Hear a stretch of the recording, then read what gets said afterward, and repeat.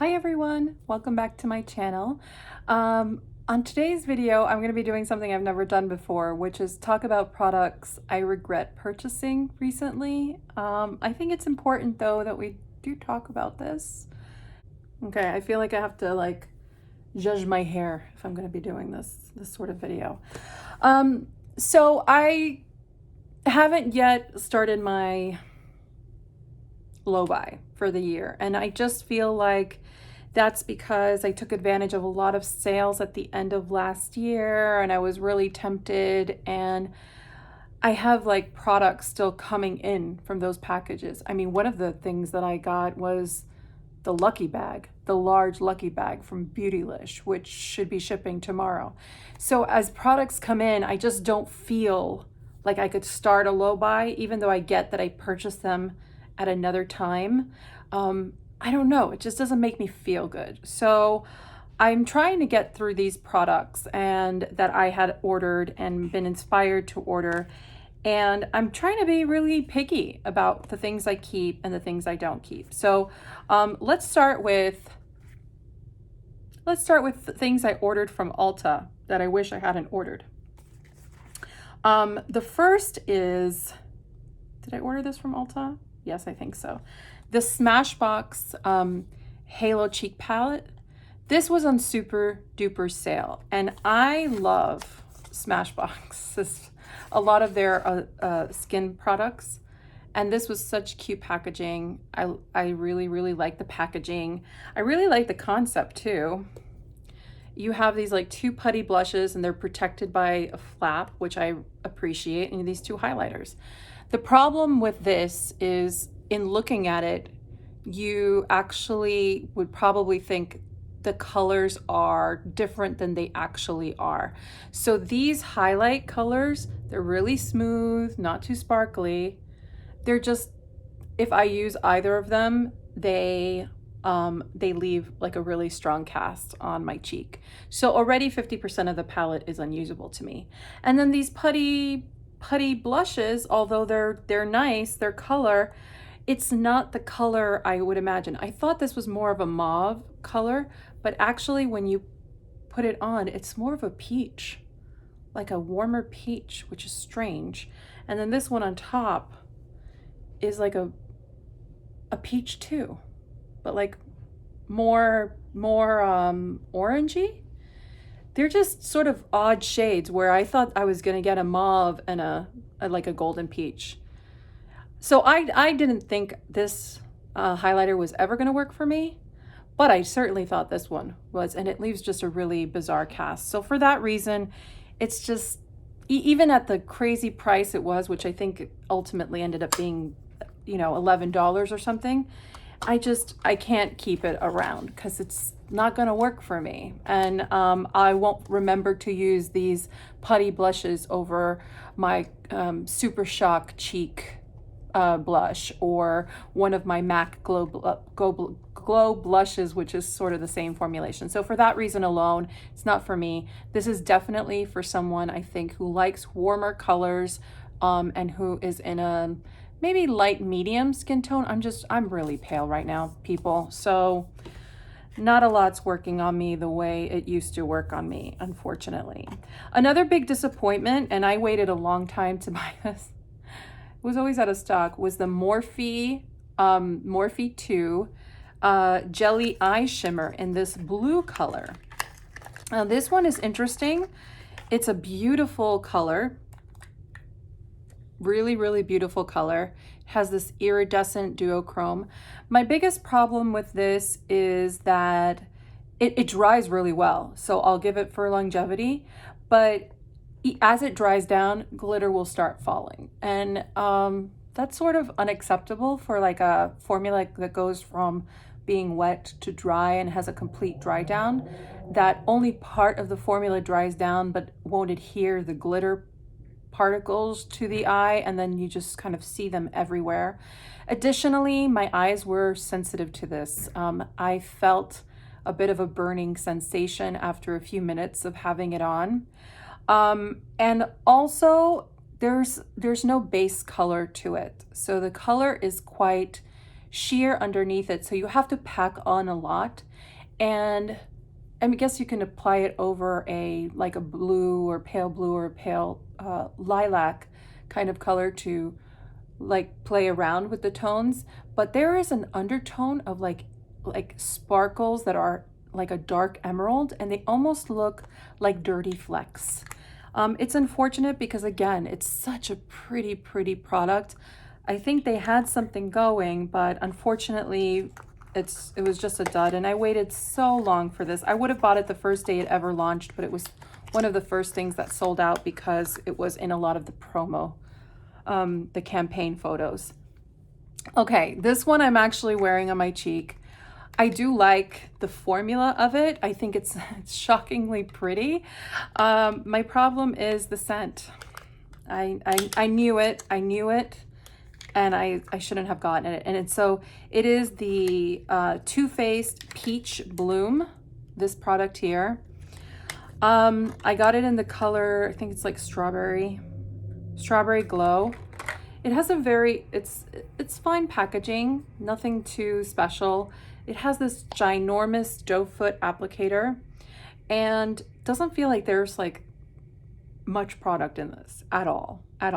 And you can easily dab it on your cheeks, and it blends perfectly, and it leaves a really nice dewy glow. I don't have any highlighter on, and it's really nice and dewy. Doesn't pick up the lipstick or the makeup underneath, which is nice, and it even applied nicely on the lips. It said, I know everyone started to make fun of this product because it was promoted as having a component that like changes with your pH. I didn't see that happen. I actually blended it, and it pretty much stayed very true to what it is. It's pretty sheer, but again, buildable. But the scent on it, it's not even like a candy. It's almost like I could see how it could smell to some like just a nice candy, like a very sweet strawberry candy. But I actually smell the chemical component underneath it, and which makes me very nervous that a product would kind of over fragrance itself so much to like mask like a metallic chemical component. And that's what it smells like to me. And the smell does not dissipate. The smell lingers. And for me alone, that is a deal breaker. I know makeup just for fun. I mean, she's the one who convinced me to buy this, Amanda. But I was just so surprised at how nicely it performed, and I wanted to try it, and I did. And yeah, it's not for me. That scent is gonna kill me. It's lingering right now, and I'm smiling through it. So that's that one. Pretty disappointed. Another one. Another Amanda, but Amanda Z on YouTube. I love her recommendations. And this one, she said there was a fragrance, but I didn't believe it was as strong as it was. This is the Chapstick Total Hydration. And I picked up the color Subtle Pink. And it's this right here. It's such a nice, just plain component. I really like it. I really like the color too. And it's just a nice, application, really pretty, glossy. I loved how it looked on her. I was really looking forward to it, especially at the price point. It's so affordable. But when I received it, the smell is like, for some people, they're gonna love it. The scent is very bubblegum, but like Wrigley's Juicy Fruit bubblegum, like the plain bubblegum. And that might be nice for some people, but for me, I feel like it kind of makes me a little ill. Smelling that all day long, it doesn't dissipate. It's just not a scent I can tolerate for long. So for that reason, I can't really say that I can enjoy it, but it is a beautiful color. And if you like the scent of Wrigley's Juicy Fruit, you will like it. If you don't, skip it. Another item, and I tried this on in a video. I tried to make it work a few times. It's just not for me. It's the NYX Born to Glow. in Alabaster. Not only was it too light for me, I really didn't have a problem with that.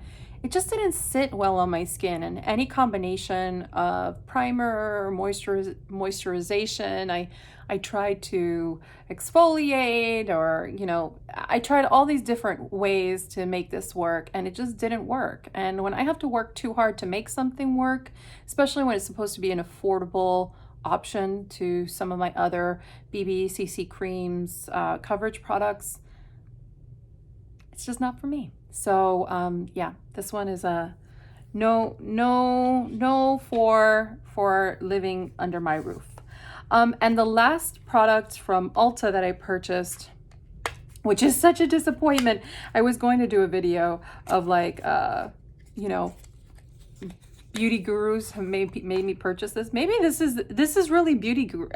Everything here, a beauty guru said that it was nice. So this one is Emily Noel's fault. This is the Buxom Wanderlust Glow Highlighter. This is the new highlighter. I was really intrigued when she used it in her video. It just seemed like a really soft pink glow. And this is it here. And this has zero payoff. Zero. Zero, zero, zero, zero. I'm going to try to put it on, but you will see nothing. In fact, I mean, this is not going to work because my my blush is too glowy. I'm going to try to put it on higher, but it's not even pink. It's not beige. It's nothing. It's just nothing. It's like the most subtle, but when you try to like build it up, I mean, it just goes away. Can you see that? I mean, you could barely see it. And for $25 or whatever the heck it is, no.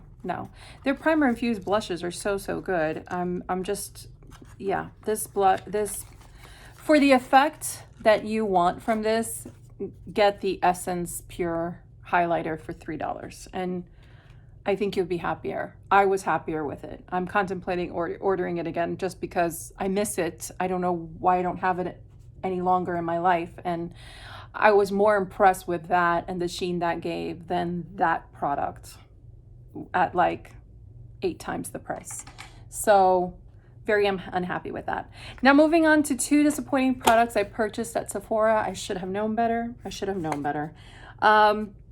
The Brow Contour Pro by Benefit. I got mine in the shade brown, black, light. This is that clicky pen. It was on sale forever. And I do like Benefit's eyebrow products for the most part. This one was just too dark. The dark was too dark for me. And the highlight shades just didn't do anything at all for me. And so for that reason alone, it's just not something I'm going to use. I thought if it was going to be really good, it was going to be like getting 2 full eye pencils and then, you know, these highlight shades, but the highlight shades were really crumbly. So they didn't highlight effectively, which is a problem. The other item, which I'm actually sad that it didn't work out, and if they still had the reds available, I would have purchased the reds. It is the Power Nudes Mini Power Bullet Kit from Huda Beauty. These shades just looked sickly on me. They're just not nudes that are flattering on me at all. I love the formula. I have one of the lipsticks and I was really impressed by it, which is why when I saw these little mini ones come out, I'm like, oh, this is nice. I know people complain about like the component inside or the lipstick itself inside, the component being loose. I didn't experience that. I thought it was a very like nice, substantial packaging for a mini. Sometimes you'll find that companies, they kind of get a little cheap when they make mini lipsticks or like mini products. And I found like Huda invested in this. I mean, I love that the whole component is the color of the lipstick. I just wish that the reds had been available, because had it been the reds, I know I would have kept it and they would have fit in my collection beautifully. So I'm sad about that. I hope she continues to make products like this. And maybe if I see those reds somewhere, I will pick them up. But these nudes are just not for me. I'm not a nude. I should have known better anyway, just because I don't like nude matte lipstick, so I don't know what I was thinking. And the last and biggest disappointment I actually purchased from Macy's. I had been wanting this since I saw it, and this is the Lorac Pro Vintage Glamour palette. So it's this one here. And now I know Lorac came out with a ton of new palettes, and I actually bought one of them and I had to return it. It was the Soleil palette, and when I received it, two of the shades were so, I don't know if you know if you've seen this happen to an eyeshadow of yours, but sometimes a metallic shimmer will bubble up. There's something in the chemistry of it, maybe with the heat or something, where it just puffs up. It puffs up and then crumbles. And I opened that palette, and one of the shades just came flying out, like it was compressed for its life, and it went everywhere. It was like the darkest shade of all. And then one of its neighbors was also not well. So I returned it.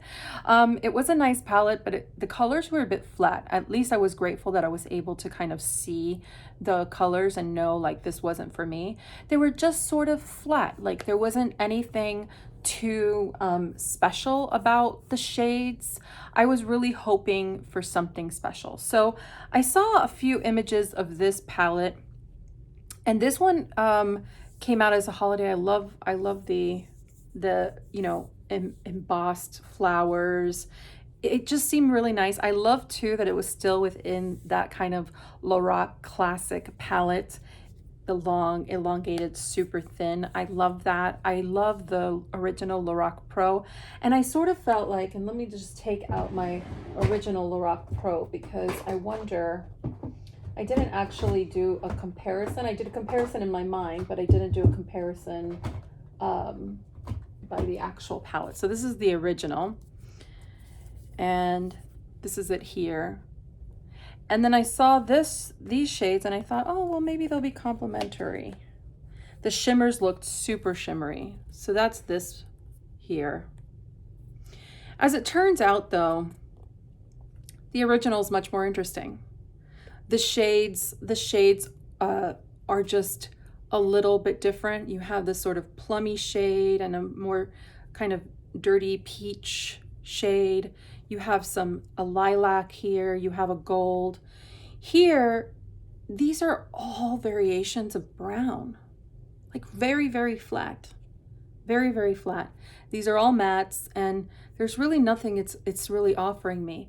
And then as for the shimmers, although they are much more vibrant than the shimmers in this, they are not wonderful. You know, they are inconsistent. Some of them have that wonderful kind of oily, creamy feel that sometimes Lorac shadows have, which I love.